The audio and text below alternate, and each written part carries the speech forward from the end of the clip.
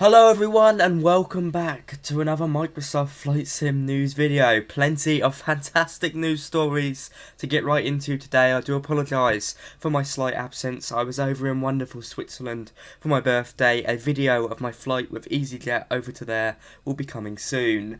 Without further delay, shall we hop right into this Microsoft Flight Sim news. So there's been the first full development entry for Just Flight's upcoming Fokker F70 and F100. Yes, that's right, Just Flight have taken to their website to explain more details and preview more screenshots of their high fidelity vintage Airliner payware add-on for both PC and eventually Xbox. A bit of a mouthful there.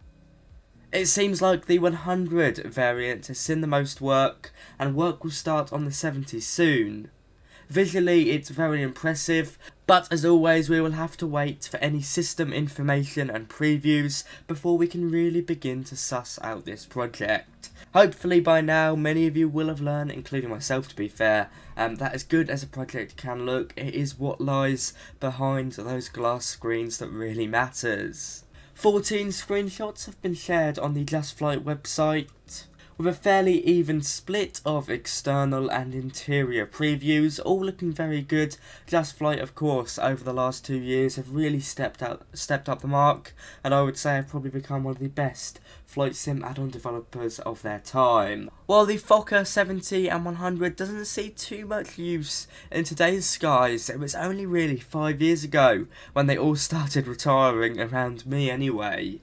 I wish the Just Flight team good luck with their continued progress on their Fokker series. Do remember, of course, they're working on the Fokker F28 as well. So if Dutch airliners are your thing, Just Flight are the guys to take a look at. All the links are down below. Moving on to another aircraft project. Bluebird Simulations, who are working on a 757-200 and 300 for Microsoft Flight Sim, a mid to high fidelity payware add-on for the simulator on both PC and eventually Xbox, have taken to YouTube with another close to 5-minute video. They really like previewing on YouTube, but I've got nothing wrong with that. This time they show us the interactive checklist, which of course Microsoft Flight Sim has sort of become renowned for now. It's a really nice feature. Anyway, they shared with us the interactive checklist in the context of some 757 cockpit preparation. Looking really good. Not, the most advanced aircraft by any stretch of the imagination at the moment, it seems, but it is good to see some of these systems working.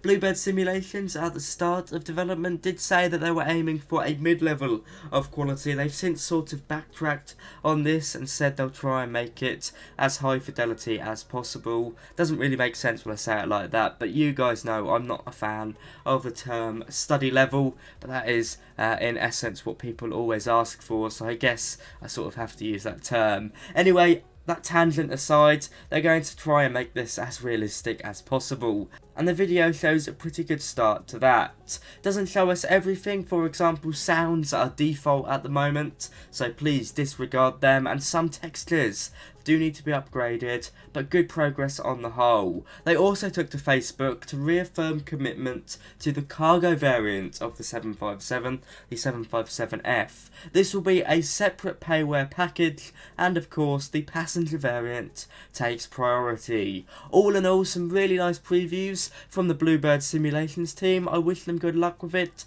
They do sort of have to prove themselves because we haven't heard of this development team before, 757 aside. I hope the progress continues because it's looking pretty good at the moment. Now moving on to some controversy. The controversial E175 from Flight Sim Studio AG has seen its first update since release, addressing some minor bug fixes and issues that quite simply have been fixed in between the short time since its release. So don't expect anything too big, too game changing here. Overall, many quality of life improvements have occurred, and while I still would not recommend this project, it does show that in my opinion it is heading in the right direction. The website linked down below explains what version 0.9.1 brings and what it means for you if you do own the E175, which of course is the dreaded early access payware aircraft on PC at the moment, with Xbox release to be soon. I personally don't really have a big issue with this project at the moment. I wouldn't recommend you buy it. But as I've said on my review, I don't believe anything scandalous has came out of it.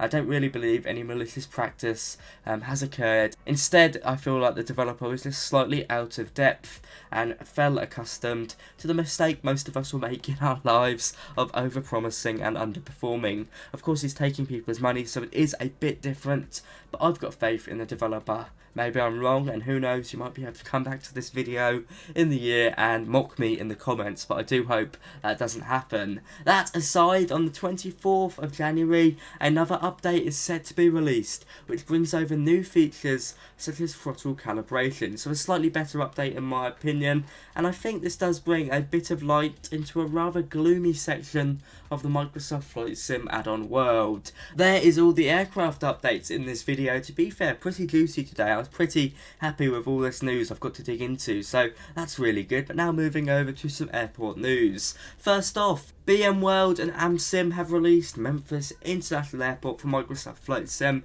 I don't think I've ever flown into Memphis, but this might change it. A primary international airport, of course most well known for its cargo traffic, with FedEx basing most of their operations out of there, and known as FedEx's Super Hub, of course. It's now available on Orbx Direct for just under $23 and requires around 2.5 gigabytes of free disk space to load it into your simulator. If you fly in this part of the world, do let me know how it is.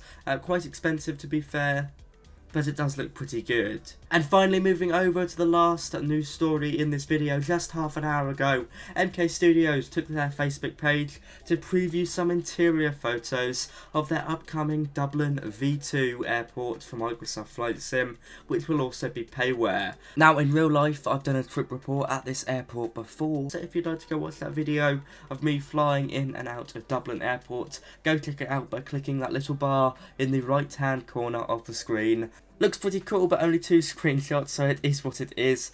Hopefully we'll see this airport soon. I am personally quite excited for it. There we are, guys. Have a fantastic day. Thank you so much for watching. Last thing I wanted to say is that if you want to join me at the largest flight sim expo in the world this year, 2023, almost said next year there, then I'll be heading over to Houston, Texas at Flight Sim Expo. You can get 10% off any in-person visit using the code pilotstudd. Do go check it out if you'd like to head over to the world's largest flight sim expo with me. If not, I'll be covering all the major news there for everyone, wherever you are. From me today, that is all. Bye bye.